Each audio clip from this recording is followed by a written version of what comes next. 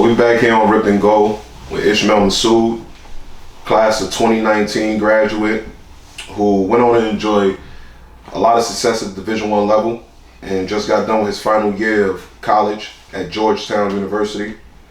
He'll be beginning his pro career later on this month. We're in October of 2024. Ishmael, man, how you doing, man? Doing good. I can't complain. I appreciate you bringing me on to come speak to you. Appreciate you giving us your time, brother. No, of course. So we're gonna start off with asking you, where were you born and raised at? So my mom is from Spain. I was born in Spain. She wanted to have me around her family in Spain, so I was born there. I was only there for a couple months, and then I grew up in Houston for like the first 6 years of my life. And then when I was around 6, this is when I moved to New York. So I first moved to Far Rockaway. I first moved to Elmhurst, then I moved to Far Rockaway, and then I moved over to the east side by first on the FDR for most of my life here in New York. So now I'll say that's where I grew up. Got you. So you had lived in the Queens area for a little bit. Yeah, for a little bit. You migrated over to Manhattan. Yeah. When you first came to New York. Yeah. Okay, got you. How was it growing up? Do you have any memories of your Houston time, and do you have Houston a little bit? I got a little memory of Houston, just like going to school, stuff like that. But majority of my memory is when I was in Rockaway, because I used to skateboard and had a skate park. So I remember being 6 and 7. My dad would let me and my brother just leave the crib, just go to the skate park, and we would do that every day. It was right by the beach, so that's what I did for like the first, from like 6, 7 till I was like 9 when I moved to the city. So I was just skateboarding. That's all I did. I never played basketball. I didn't do anything else but just skateboarding. Got you. Yeah. What were some of the most important principles that your parents instilled in you early on? I'd say for one, my mom really instilled working hard. Working hard was the biggest one, and that's the one that I feel like, I try and amplify and represent myself with, because she was real hard on me, like in terms of like schoolwork and just if I was gonna do anything to work hard and not cheat myself. And then my dad was, persistence, being disciplined, being determined, and just having belief and faith and just being positive. So those are the type of things I say I got from my parents. Understood. Now you said you started out riding that skateboard and whatnot.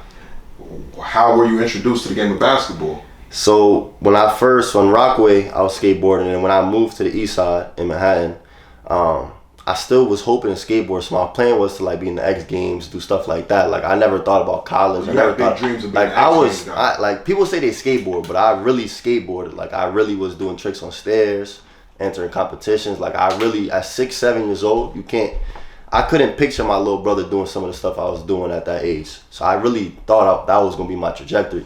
Then when I moved to the east side, I moved to Manhattan. There's basketball courts everywhere. Mm-hmm. All the kids in recess is playing basketball. I'm like one of the tallest kids, so I had no choice but to play it, and I started playing it, and I started liking it a little bit. And because I started to like it, my dad, kind of was just like, he kind of asked me if I wanted to do this or not, because he seen me shooting the ball with 2 hands, and I was like just playing for fun as a kid.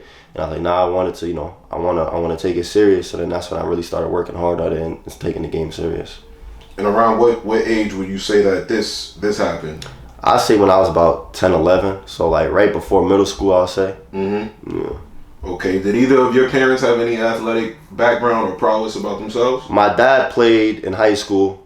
My mom played at University of Houston. So she the only one in her family that moved here from Spain when she was 18, and she went to the University of Houston. So she played there for 4 years. She got recruited straight from Spain. So back then, like she had to send out like VCR tapes. She sent it to a bunch of different schools, but she didn't know anything about basketball. Like in the States, she just wanted to come play here. So in hindsight, she said, looking back, she probably could have gone higher, but Houston was like one of the first ones that reached out to her.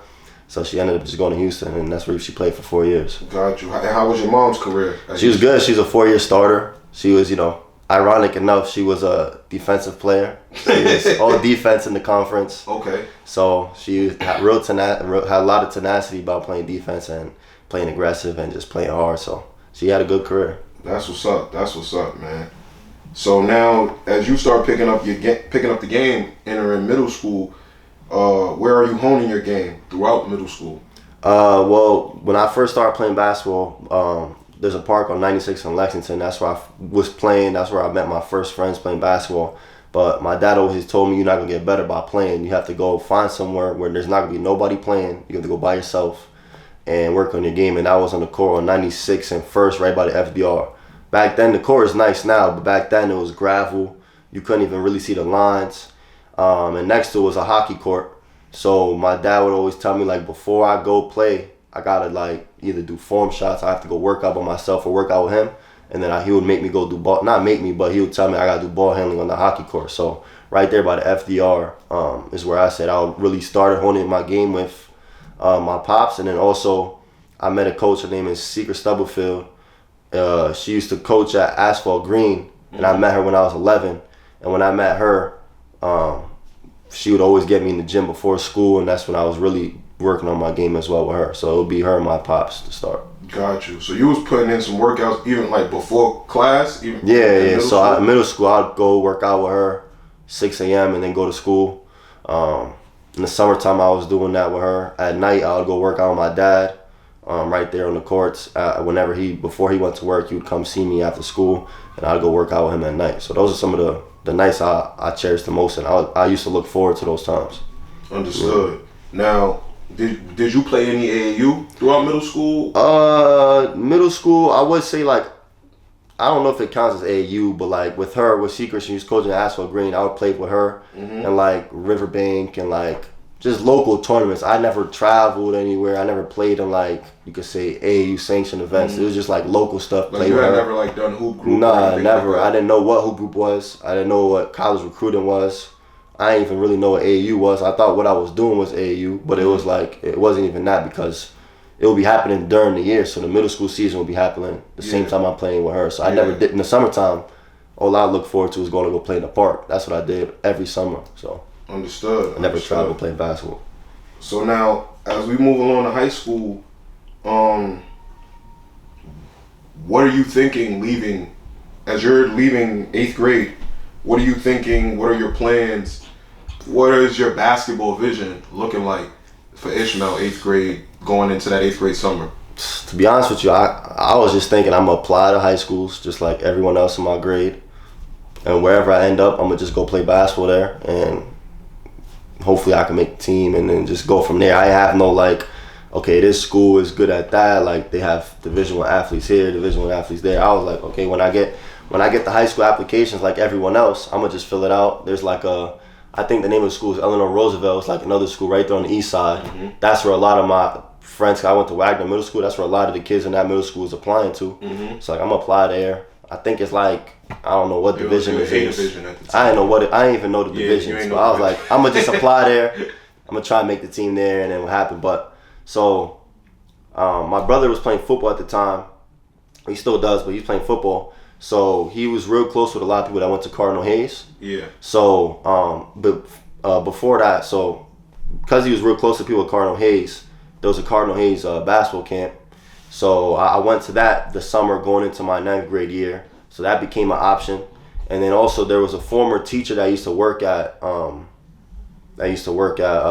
Middle School where I was at. Yeah. And his name was Carmine, and he now was like the basketball coach at Berkeley Carroll.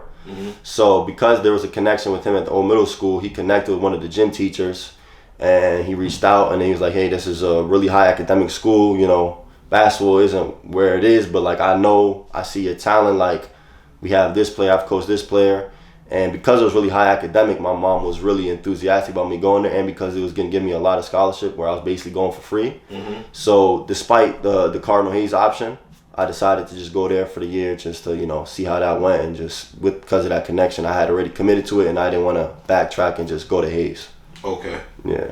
Now, was that Hayes, when you went to the Hayes camp, was it one of your first experiences being around like more talented players and stuff like that, or like guys your age who really do have a vision on what they want their next 4 years to be like? Was that one of your first times? That was definitely my first time, because in middle school, the only time I would ever really see people that was better than me is because they was older than me. But they wasn't people that played basketball for, like, there's people that was in my neighborhood. Right. That I just grew up playing basketball, and they was better because they was older and they just played basketball their whole life. But Cardinal Hayes Camp was the first time, like, I really seen other people around my age group that, like, I guess had a better idea of what basketball was, the basketball world was about.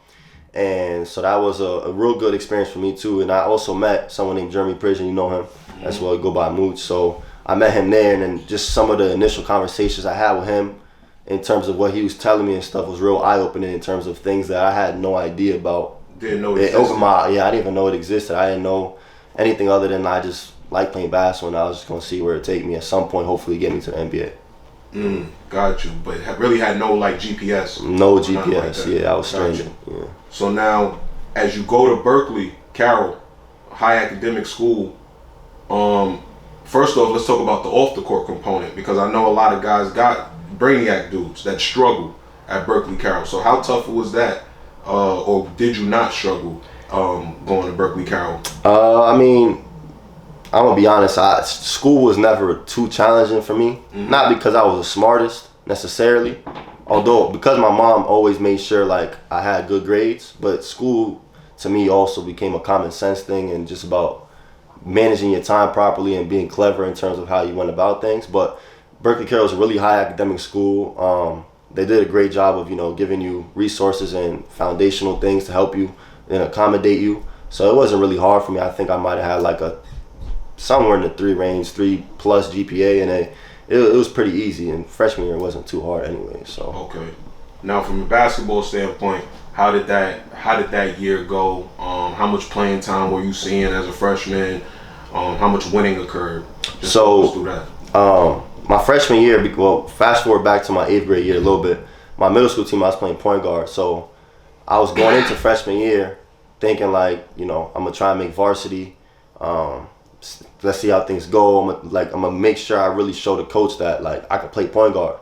Obviously, you don't know how things are gonna go. You're a freshman coming in, but I ended up being the starting point guard right away my freshman year, earning the respect of the seniors and the juniors. I was the starting point guard freshman year of the varsity team. I was playing a lot. He was letting me play through mistakes. He was letting me do my thing because I had earned it and I had shown, I was hardworking.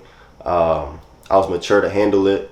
I had shown flashes. Towards the end of the year, as it got closer to crunch time with playoffs and stuff like that, I ended up moving to the bench and he went with this more seniority, which in hindsight now, I totally understand it. But obviously as a freshman young kid, like it could be devastating if you like, you feel like you doing the best you can, considering all things considering, experiencing it for his first time being a freshman. But I can't thank Coach Carmine enough for that year in terms of ability to let me grow as a 14-year-old freshman on a varsity team, regardless of level playing point guard, and just the mistakes and the experience he was able to let me to learn and experience. Learn through it, yeah. Because when you're young and experienced, especially a person like yourself who hadn't seen a lot of like high level competition, and I remember coming to some of your games your freshman year, there's just straight up bonehead mistakes that you're gonna make, and it's honestly hard for a coach to allow that. Like knowing that you're gonna go in there, you're gonna maybe make 3 plays in the game that are just totally like you need to be subbed, but I'm not gonna sub you. Yeah, and that's hard to come by. No, for sure. As a coach.